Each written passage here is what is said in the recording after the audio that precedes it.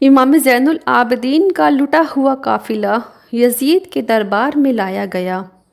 امام حسین علیہ السلام کا سر مبارک ایک تشت میں رکھ کر یزید کے سامنے لایا گیا۔ یزید نے ایک چھڑی منگوائی اور اس چھڑی سے حسین علیہ السلام کے چہرے مبارک پر پھرنے لگا اور چھڑی کے دندان مبارک پر گستاخی کرنے لگا اور کہا، افسوس تم نے میری بات نہیں مانی، اگر میری بات مان لیتے تو میرے ہاتھ پر بیعت کر لیتے، آج تمہارا یہ انجام نہ ہوتا، تمہارا قتل نہ ہوتا، آج تم زندہ ہوتے۔ بی بی زینب کو غصہ آیا اور کھڑی ہو کر انہوں نے ایک زوردار خطبہ دیا۔ بولی، بدبخت، یہ تو کیا کر رہا ہے؟ اے گستاخ، رسول کے نواسے کے چہرے پر گستاخیاں کر رہا ہے، جس جگہ سرور دو عالم بوسہ لیا کرتے تھے تو گستاخیاں کر رہا ہے۔ سیدہ زینب نے ایک کڑک لہجے میں فرمایا کہ سب تعریف اس خدا کے لیے ہے جو کائنات کا پروردگار ہے، اور انہوں نے ایک بہترین خطبہ ارشاد فرمایا، اے یزید، تو سمجھتا ہے کہ تو ہم پر ظلم کر کے اہل بیت اور خاندان والے کو زنجیروں میں باندھ کر گلیوں میں گھمانے سے تو اللہ کی بارگاہ میں سرفراز ہو گیا اور ہم رسوا ہو گئے۔ تیرے خیال میں ہم مظلوم بن گئے اور ذلیل ہو گئے، تیرا سر بلند ہو گیا، آج تو اپنی فتح سے بہت خوش ہے، لیکن یاد رکھ رب تعالیٰ نے تجھے ڈھیل دی ہے، تو جتنا چاہے گناہ کر لے، تیرے لیے خوفناک عذاب معین کیا جا چکا ہے۔ تیرے حکم پر رسول کی شہزادیوں کو بے نقاب شہر بشہر پھرایا گیا، اہل بیت کی پاک دامنی رسول کی بیٹیوں کو ننگے سر ہجوم میں لایا گیا۔ آل رسول کو قتل کر کے تو بہت خوش ہے، تیرا انجام بھی اپنے بزرگوں کی طرح کافر میں شامل ہوگا۔ اے یزید، تجھ سے کیا توقع کی جا سکتی ہے جس کا تعلق ہمارے بزرگوں کا کلیجہ چبانوں والوں میں سے ہے۔ بی بی زینب نے خدا سے کہا، اے خدا، تو ان ستم گروں سے ہمارا انتقام لے، تو ان سب پر اپنا غضب فرما جس نے ہمارے عزیزوں کو خون میں نہلایا۔ تیرا انجام بہت جلد برا ہوگا، تیری اولاد بھی تیری حکومت پر تھوکے گی۔ قیامت کے دن جب تو اپنی بد کرداری کی سزا پائے گا، اس کا برداشت کرنا تیرے بس سے باہر ہوگا۔ سیدہ زینب کے اس خطبے سے پورا دربار لرز گیا۔ اس کے بعد امام سجاد نے بھی خطبہ دیا۔ بی بی زینب اور امام سجاد کے خطبے سے سوئے ہوئے لوگوں کے ضمیر جاگنے لگے۔ لوگوں نے یزید پر لعنت بھیجنا شروع کیا، لوگوں میں شور برپا ہو گیا۔ یزید نے دیکھا سیدہ زینب اور امام سجاد کے خطبے سے کہیں لوگ باغی نہ بن جائیں، اس نے فوراً حکم دیا کہ سر حسین کو ایک قید خانے میں ڈال دو، اور ساری بیویوں کو بھی قید خانے میں رکھا گیا۔ امام سجاد کو بھی قید میں ڈال دیا گیا۔ رسول اللہ کے خاندان کی بیٹیاں، نواسیاں غریبوں اور بے وارثوں کی طرح قید میں رہنے لگیں۔ دن گزرنے لگے، بی بی سکینہ اپنے بابا کو بے پناہ یاد کرتی تھی، ہر وقت روتی رہتی تھی۔ یزید کو بی بی سکینہ کا رونا بے چین کرنے لگا۔ یزید نے حکم دیا، اسے زندان میں ڈال دو تاکہ اس کے رونے کی آواز میرے کانوں میں نہ آئے۔ بی بی سکینہ کو زندان میں اندھیرے میں رکھا گیا، وہ تنہا تھی، لیکن وہاں کوئی بھی آواز یزید تک نہ آئی، اس لیے ان کو زندان میں رکھا گیا۔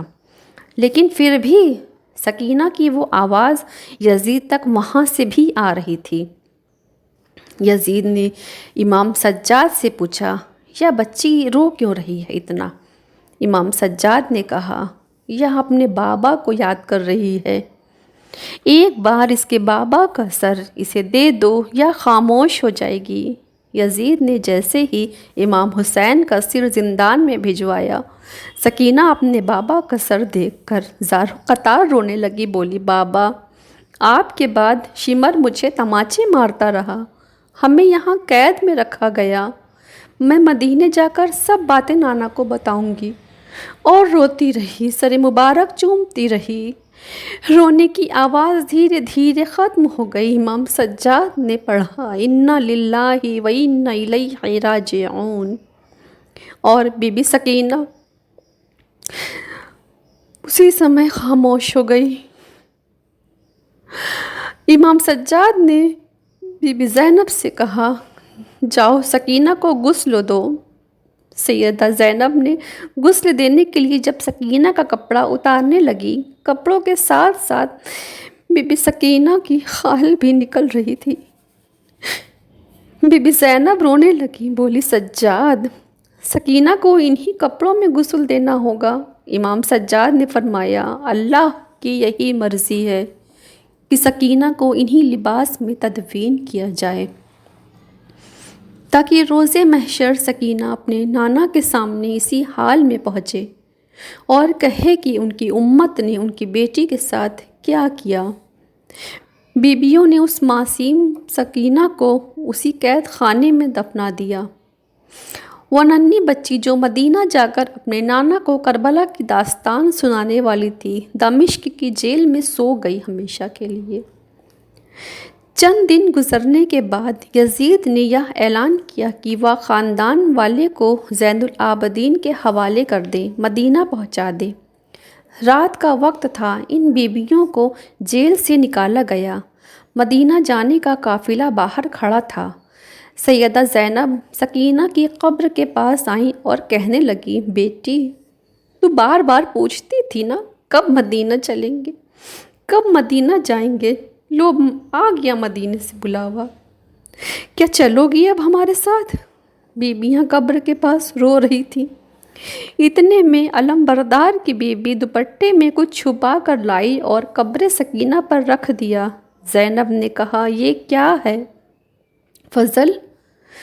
عباس کی بیوی نے کہا یہ میرے شوہر کے کٹے بازو ہیں، انتقال سے پہلے مجھ سے کہے تھے کہ میرے بازو سکینہ کو دکھا کر کہنا کہ میں اس کے لیے پانی نہیں لا سکا۔ کیا سکینہ تو اپنے چچا سے راضی ہے؟ قبر سکینہ سے آواز آئی اللہ راضی ہے، نبی راضی ہیں اور سکینہ بھی راضی ہیں۔ عزیزو، یہ لٹا ہوا قافلہ مدینہ طیبہ پہنچا۔ اللہ اکبر! اہل مدینہ کو شہادت کی خبر پہلے ہی مل گئی تھی۔ اہل بیت کے ساتھ برا سلوک ہوا تھا۔ پورا مدینہ سرحدوں پر آ کر کھڑا ہوا تھا۔ امام حسین کی بیٹی سغرا بھی وہاں کھڑی تھی۔ امام حسین کے کچھ گھر والے بھی وہاں پر تھے۔ جیسے ہی لوگ مدینہ میں داخل ہونے لگے، بیویوں کو دیکھ کر ایک کوہرام برپا ہو گیا۔ لوگ چیخ پڑے، زار و قطار رونے لگے۔ زین العابدین اور بی بی زینب کا یہ قافلہ سیدھے بارگاہ رسول میں آیا۔ رسول اللہ کی قبر انور کے پاس پہنچا اور بی بی زینب نے وہاں کھڑے ہو کر شروع سے لے کر آخر تک کی ساری داستان نبی کو سنانے لگی۔ یا رسول اللہ، آپ کا وہ شہزادہ حسین بڑے زخموں سے چور چور تھا۔ یا رسول اللہ، وہ کربلا میں لاش اٹھاتا رہا، بھوکا پیاسا رہا، لڑتا رہا اور شہید ہو گیا۔ مدینے میں لوگ کہتے ہیں کہ پورا مدینہ زندگی میں صرف اور صرف 2 بار رویا ہے۔ ایک بار جب رسول اللہ صلی اللہ علیہ وسلم کی وفات کے وقت، اور دوسرا اس وقت جب اہل بیت کا لٹا ہوا قافلہ مدینے میں داخل ہوا تھا۔ مدینے کے ہر فرد سے چیخیں نکل گئی تھی، اور کیسے نہ نکلتی۔ یقیناً یہ داستان کربلا ہر ایک کی روح کو تڑپا دیتی ہے۔ شاہ است حسین، بادشاہ است حسین، دین است حسین، دین پناہ است حسین۔ شاہ بھی حسین ہے، بادشاہ بھی حسین ہے، دین بھی حسین ہے، دین کو پناہ دینے والے بھی حسین ہیں۔ سرداد ندات دست در دستے یزید، حقہ کے بنائے لا الہ است حسین۔ سر دے دیا مگر نہیں دیا اپنا ہاتھ یزید کے ہاتھ میں۔ حقیقت تو یہ ہے کہ لا الہ الا کی بنیاد ہی حسین ہے۔